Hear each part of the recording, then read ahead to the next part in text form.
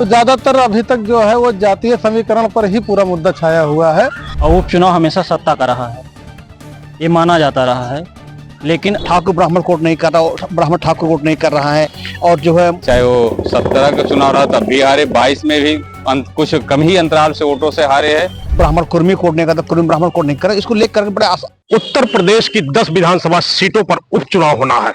अंबेडकर नगर की एक विधानसभा सीट यानी कटेरी विधानसभा सीट पर भी उपचुनाव होना है, क्योंकि 2022 में कटेरी विधानसभा सीट पर समाजवादी पार्टी के लालजी वर्मा विधायक बने थे। लेकिन 2024 का जब लोकसभा का चुनाव हुआ तो उसमें इस सीट पर, अंबेडकर नगर लोकसभा सीट पर, तो समाजवादी पार्टी ने जीत दर्ज की, जिसमें लालजी वर्मा जो है वो सांसद बन गए। अब कटेरी विधानसभा सीट खाली हो गई है। हालांकि अब अगर जो उत्तर प्रदेश की 10 विधानसभा सीटें हैं जिनमें चुनाव होना है, उसको लेकर अंबेडकर नगर कटेरी विधानसभा सीट के क्या समीकरण होने वाले हैं, उसको लेकर हमारे साथ आज अंबेडकर नगर जिले के कई ऐसे पत्रकारों का पैनल है जिनसे हम जानेंगे कि आखिर अंबेडकर नगर कटेरी विधानसभा सीट पर क्या समीकरण होने जा रहा है। अंबेडकर नगर कटेरी विधानसभा सीट पर जो है उपचुनाव होने जा रहा है, क्या कुछ समीकरण होंगे? देखिए, समीकरण तो एक ही होता है अंत में कि जाति समीकरण पर ही चुनाव लड़े जाते हैं और चुनाव जीते जाते हैं। ये केवल दिखावटी रहता है कि ये मुद्दे हैं, विकास के हैं, ये काम किए हैं, या किस विधायक ने कितना काम किया, किस पार्टी कितना काम किया। ये वास्तव में चुनाव के समय ये एक तरीके से नगण्य हो जाते हैं, गौड़ हो जाते हैं। और अंत में चुनाव जो है जाति समीकरण पर होता है। और इस बार भी जो उपचुनाव होने जा रहा है उसमें भी जो पार्टियां हैं, जो उसके प्रत्याशी संभावित जो अभी धीरे धीरे आ रहे हैं, वो भी कहीं न कहीं जाति समीकरण के आधार पर ही चुनाव लड़ने की तैयारी में है। कटेरी विधानसभा सीट पर उपचुनाव होना है तो क्या समीकरण बन रहा है, क्योंकि पिछली बार जो है समाजवादी पार्टी ने इस सीट पर जीत दर्ज की थी, लेकिन इस बार क्या समीकरण होगा? समीकरण जो है अभी तक, क्योंकि अभी तो डेट नहीं आया है, हालांकि तमाम पार्टियां जो हैं, जो खासकर भाजपा और सपा जो है वो अपने प्रत्याशियों को, मतलब उसके जो लोग हैं लड़ने वाले, वो आ चुके हैं मैदान में, लेकिन अभी प्रत्याशी घोषित नहीं है। और जैसा कि अभी हमारे साथी ने बताया कि जातीय समीकरण महत्वपूर्ण है और दोनों ही पार्टियों से ज्यादातर अभी तक ये देखा जा रहा है किस जाति का हम ले आए मैदान में, चुनाव मैदान में किस जाति के प्रत्याशी को, और वो अपने समाज जाति के लोगों को बटोर सकेगा वोट के रूप में। तो ज्यादातर अभी तक जो है वो जातीय समीकरण पर ही पूरा मुद्दा छाया हुआ है। हालांकि विकास के मुद्दे भी बहुत ज्यादा हावी नहीं है। 2022 में कटेरी विधानसभा सीट पर समाजवादी पार्टी ने जीत दर्ज की थी। लालजी वर्मा विधायक बने थे, लेकिन लालजी वर्मा इस बार लोकसभा चुनाव में सांसद बन गए समाजवादी पार्टी से।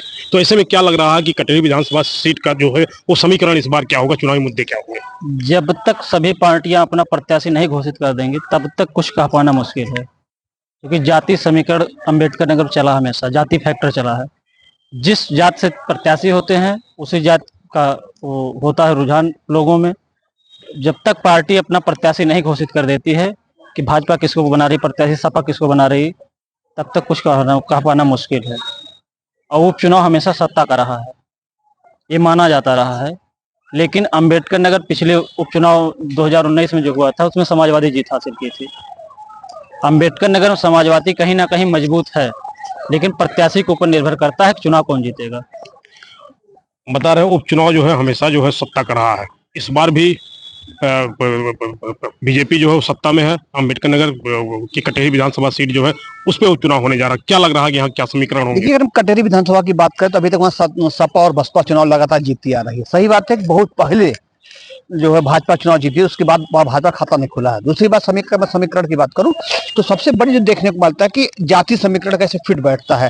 ठाकुर ब्राह्मण कोट नहीं कर रहा, ब्राह्मण ठाकुर कोट नहीं कर रहा है, और जो है ब्राह्मण कुर्मी कोट नहीं करता, कुर्मी ब्राह्मण कोट नहीं कर रहा, इसको लेकर बड़े उफाफो की स्थिति बनी हुई है। कहीं ना कहीं इसको लेकर के समीकरण की भाषा रही। बात आप सत्ता पक्ष की आगे, तो उपचुनाव सत्ता पक्ष का माना जाता है, जिसको लेकर के जो सत्ता पक्ष के लोग हैं बड़ा स्वस्थ हैं कि हम चुनाव जीत जाएंगे। जैसे पूर्व में कई जगह अस्वस्थ लोग रहे हैं, तो कहीं ना कहीं सत्ता पक्ष का भी बड़ा काम करता है। लेकिन अंबेडकर नगर चुनाव है, यहाँ जनता बहुत सूझबूझ से काम करती है, जनता बहुत ही समझदार है, जिसको लेकर के यहाँ जो सत्ता पक्ष के लोग भी बहुत चिंतित पड़े हैं। 2022 में बीजेपी की लहर थी, चुनाव हुआ, बीजेपी ने सरकार बनाई।